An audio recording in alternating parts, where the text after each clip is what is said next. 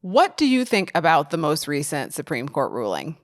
If you're not sure, listen to me. I'm going to share how it shapes DEI work from here on out and what it means for conversations about race. Video recordings of this podcast can be found on raisingequity.org and Raising Equity on YouTube. Hey folks, I'm Dr. Kira Banks. Welcome to Raising Equity. In this edition of a diversity download, I'm going to talk about the latest Supreme Court ruling. Everyone's talking about it, but I want to offer my thoughts and I want to hear your thoughts about what this means moving forward.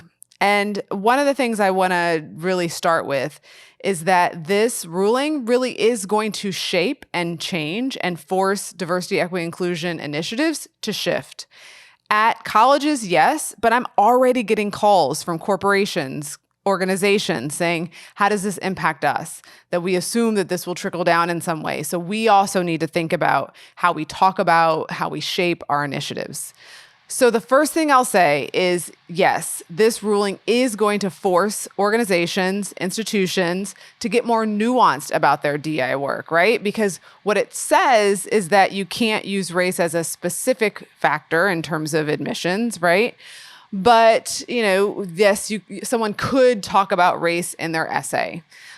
Justice Sotomayor very plainly was saying, well, that's like putting lipstick on a pig, that the fact that the majority ruling basically gutted affirmative action and then says, oh, but you can write about it in your essay, that actually doesn't help institutions think about race in a way that's holistic that might move our country forward.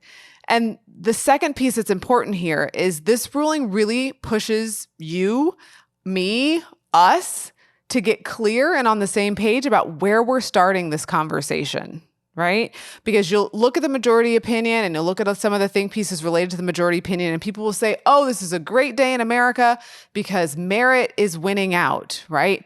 We aren't discriminating based on race because that is just not who we are as a country. I wish we had sound effects like skrrr. It's not who we are as a country, yet it's who we have been as a country. And so Justice Sotomayor actually said, ignoring race will not equalize a society that is racially unequal, right? And so there's a larger philosophical argument that's happening that I think every one of us needs to be clear about where we stand.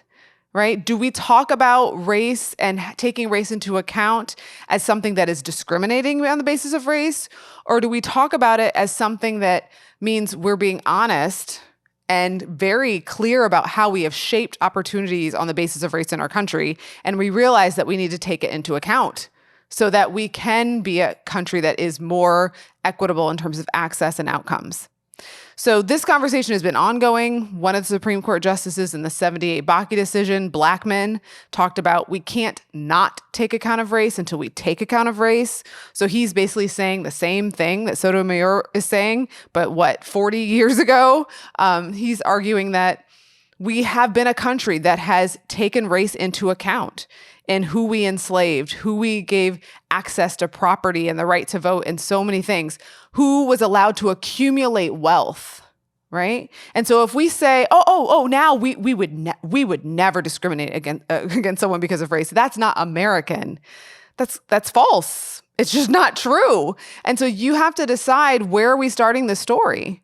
I was thinking about different examples of this, and it's kind of like, I don't know, if you ever got into a fight, it could be a sibling or it could be an actual fight, and you're fighting with someone and someone's like really getting their licks in on you, like you are getting pummeled. And then you finally start fighting back and someone comes in the room and is like, no more fighting. We're not going to hit anymore. We're just going to everyone's going to be the same. We're going to treat everyone the same.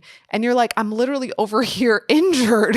How are we going to be treated the same? Like, you want us to, whether it's like you have to then go do some physical activity and you're like, you've just been pummeled and you don't have the ability to do it, but that's because of what harm happened to you. But this person is saying, no, you got to step up and do your best, right? That you would probably cry foul. You'd be like, wait a minute, hold up. We can't say that we can each run the same race or do the same activity because I literally got beat, like literally was getting pummeled. But now you come in and say, oh, we're going to be treated the same. right? So this is that ongoing conversation in our country in terms of looking at the what I call the built landscape, how we've set things up, the way that we do what we do. And if we're honest about that, there's all sorts of ways that we shape people's experiences on the basis of race. So this ruling that says, oh, you can't take it into consideration as a specific factor in college admissions is like a ruling that's an ideal, but not based in reality. I think it was Justice Jackson said, yes, deeming race irrelevant in law does not make it so in life, right? And so she goes on to say that that the majority opinion has detached itself from the country's actual past and present experiences, and that no one benefits from ignorance. It's a pretty strong statement. And what she's pushing us to see is that, yes, this ruling that strikes and guts affirmative action at the college level is a legal ruling, but that the broader conversation, the larger conversation should be about the reality of our country, the ways in which we have shaped opportunity access on the basis of race. And if we want to live up to this ruling, that we've got some work to do. We've got some work to do.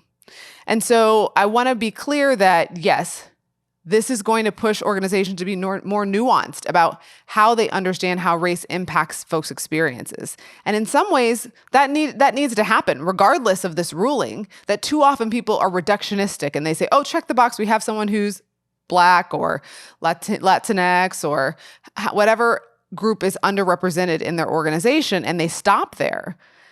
So I do think in some ways there's going to have to be more nuance about making a compelling argument of like why we're wanting different experiences, different backgrounds.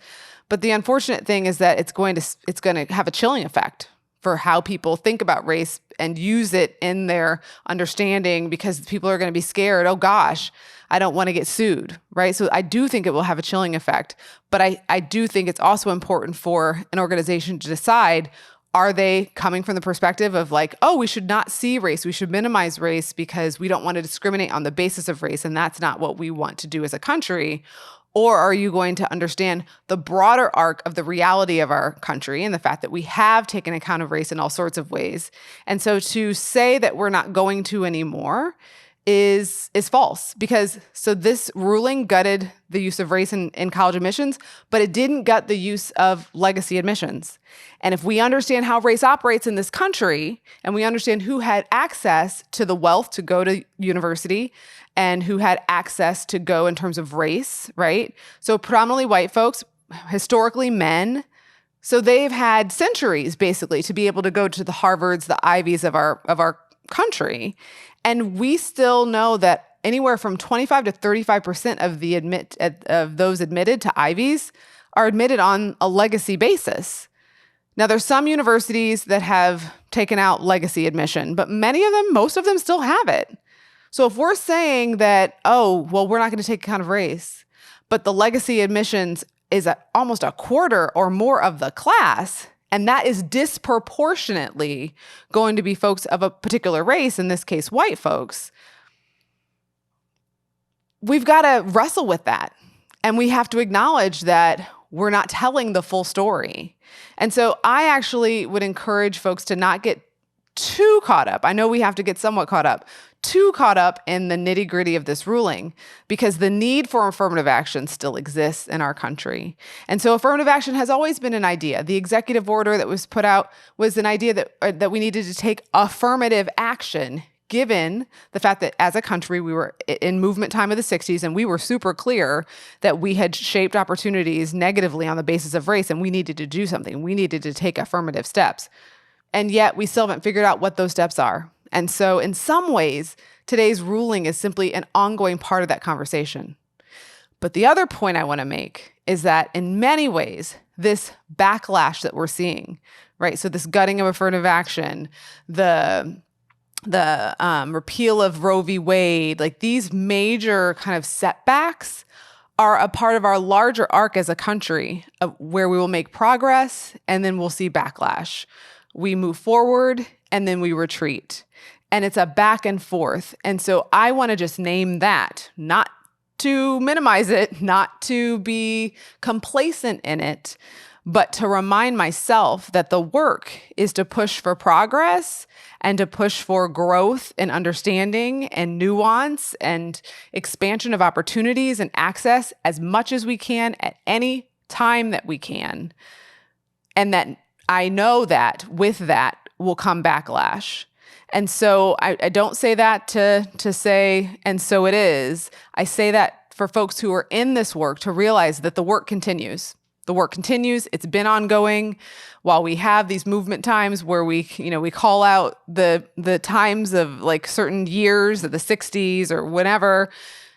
It's always working. It's always happening. Movements are always working. And so we need to make sure that, yes, we do our work to be able to help and support colleges and thinking about how they're going to take race into account, but also the bigger work of making sure that people are educated and they understand the full story of our country, and that there might be a majority. There is a majority now that's pushing a color evasive, color minimizing, some would say a colorblind approach to admissions and to our country, to say, oh, to discriminate against on the basis of race is un-American. We also know that it was the founding of our country was based on discriminating on the basis of race. Who was allowed to be a part of that vision was on the basis of race. That lasted for hundreds of years and has shaped wealth, education, all sorts of opportunities. And so we understand that it's false to start the story in this moment where we don't have the legal chattel slavery in our country, and we don't have legal segregation in our country to suggest that we don't discriminate on the basis of race. So in that way, I feel like it's our responsibility, those of us who understand that racism is alive in our country, that we continue to have conversations, to continue to talk to folks, even if they don't agree with affirmative action, even if they don't agree with us, right? Like I say, us folks who are doing this work and understand clearly the need for taking race into consideration, we need to be in conversation. We need to be in dialogue. We need to listen to what sound bites they're repeating, what misunderstandings they're having. I have found that many folks don't know how large the legacy admission portion of folks that are admitted to college exists, and that they don't understand how that is a part of the conversation too, and that is a way in which we are privileging disproportionately folks who are white. And so to have that still going on and yet say that we're not going to take into consideration race for groups who've been historically marginalized, in a way starts to make this conversation very individual and anecdotal. And so I encourage us to think about, how do we have conversations that name the structural, the systemic? How do we make sure we tell the full arc of the story of our country? And so if you're in an organization, yes, you might feel like some pressure to shift how you do your mentoring or different initiatives in your organization, but to figure out how you stay the course and be willing to understand how race shapes people's experience in the organization, not just checking the box demographics, but find ways to understand those experiences, believe those lived experiences, so that we can continue to make progress even amidst the backlash. So I encourage you, keep reading think pieces, keep reading about the ruling, gather your thoughts, your opinions, your questions, be in dialogue with folks that you agree with and that you don't agree with, because this conversation isn't over. The spirit of affirmative action, being intentional, taking steps to make sure that we truly are a country where people have access and opportunity, that conversation continues. So I welcome your comments. I want to hear how you're continuing it. I want to hear your questions. And follow me on social media. I'm Dr. Kira Banks across all platforms. Thanks for joining me on Raising Equity.